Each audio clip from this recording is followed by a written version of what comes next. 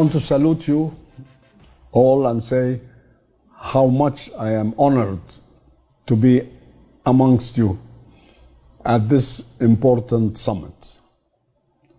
I want to start by thanking our organizer, His Excellency Hussein al-Mahmoudi, who has done such a marvelous job in getting us all together and giving me this opportunity to be in this august group of great leaders in education and innovation. Thank you, Your Excellency Hussein al-Mahmoudi. I want to also thank my good friend, Minister of Education of UAE, His Excellency Hussein al-Hammadi. I enjoyed being with you before in such important events, and I've always admired your achievements in developing and in the process of education and innovation in this country and in the region. But the most important thing to me is that we are all here gathered under the high patronage of a great knowledge leader, Sheikh Sultan bin Muhammad al-Qasimi. Sheikh Sultan is a doctor, and I love to call him doctor, because he is not just a leader, a statesman, in many things. On top of that, I have witnessed the process of his self-education and his search for becoming a leader of knowledge. And particularly, I had the honor of visiting with him as many years back when he was working for his PhD in the United Kingdom. His Highness is a great model for all our leaders. We are proud to be under your patronage, and I'm proud to be your friend. Thank you very much for patronizing this conference. I am honored to address you at this opening. Since my early days, when I started getting interested in learning about information technology, the buzzword was technology transfer. And I wrote a lot of articles and spoke at a lot of conferences about how it is important to have this movement of technology transfer into any country as the foundation for national innovation. Having served on the board of the Intellectual Property Organization, WIPO, of the United Nations, as an expert on the team on the Council of Experts, it was very important to note that you start by transferring technology, and then based on the imported technology, you start to innovate and come up with national technology. That was, in my case, many decades ago, something like 40 years ago. And it was very important, in a very important way, and approach to having national innovation. We moved then from technology transfer to the concept of innovation, and from the concept of research and development to invention. And it became the objective of everything in this process of technology development and technology promotion. Now, I am so grateful to Your Excellency Minister al-Hammadi. I'm so grateful that you brought up the question of technology transfer again. Because in this world of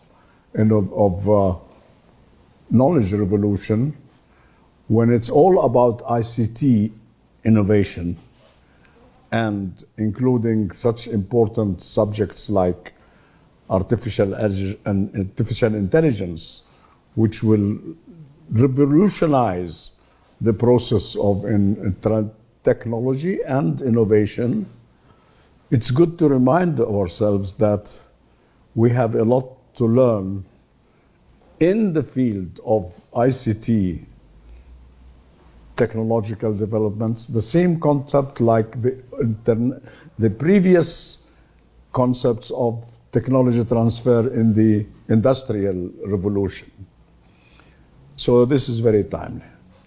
And to hold this conference under the most gracious and honorable high patronage, Sheikh Sultan bin Muhammad Al-Qasimi, whom I call the Amir Al-Ilm, in addition to all his political and national and international leaderships, he is an Amir, which means he is the Prince of Knowledge. Dr. Al-Qasimi is a learned person as well as an accomplished statesman.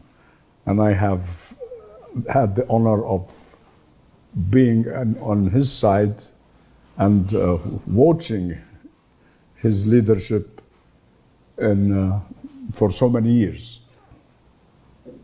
Now, having said this, I'm also very grateful to be here in the presence, in this virtual presence, with two very good friends, His Excellency Muhyiddin Toq. Muhyiddin Toq is our very able Minister of Higher Education in Jordan, and our distinguished scientist, inventor, Farouk Al-Baz. Those are great figures in the Arab world of whom we are very proud and of whom I'm very proud to be a friend. I mentioned the subject of artificial intelligence. Artificial intelligence should be the buzzword connected to technology transfer as well. Now, we have a great enabler.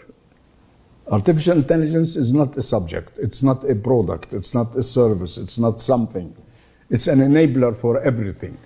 It's an enabler for innovation, for technology development, and for many other purposes. Now, I want to emphasize, although we're talking about innovation, that it's all about education.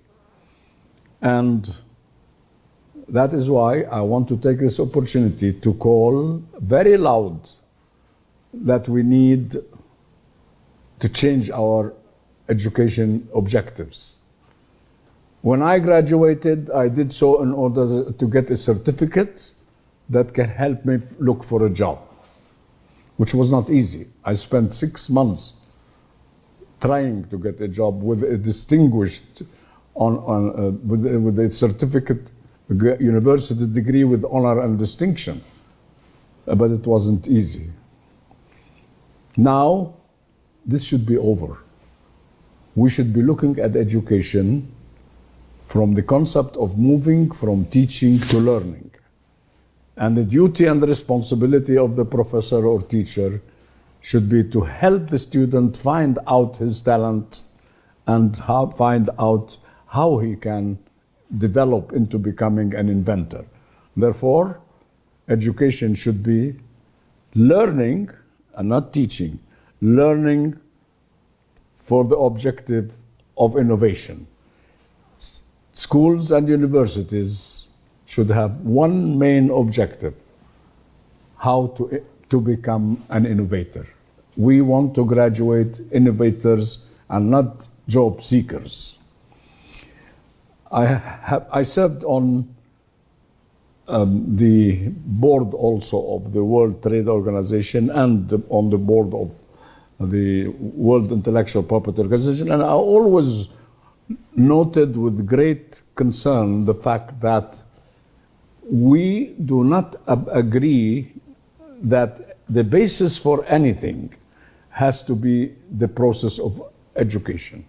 And therefore, in this summit, with such with a great and august group of leaders, we need to start a revolution for changing education and educational systems. Now, we're talking about smart cities. We're talking about artificial intelligence aided education. And we're talking about a new world in which humans and things will become one community. And therefore, our educational environment and educational objectives should be changed towards that objective. I don't want to lecture on things that I know you know more than me. But in this world where we are moving from, unfortunately, globalization to nationalization, every country is saying, my country first. And in this world where we have a great dilemma in the question of education under an epidemic, and at a moment where we are all concerned about predicting the future, I served in my capacities at the UN as the chairman of the United Nations Alliance for ICT for Development. We need an alliance for ICT for humanity, for human services, for human objectives. Until now, the objective has always been can I become richer, how can I become more powerful, and how I become everything, myself, my company, my country. Let me close by making some basic recommendations. I would like to recommend that I will make concrete 5 recommendations to close my statement. I would like ministries of education to become ministries of education for innovation. Let's change the name. The name means a lot. We don't want graduates who are the result of a memorizing process and to test them on how they and what they memorized.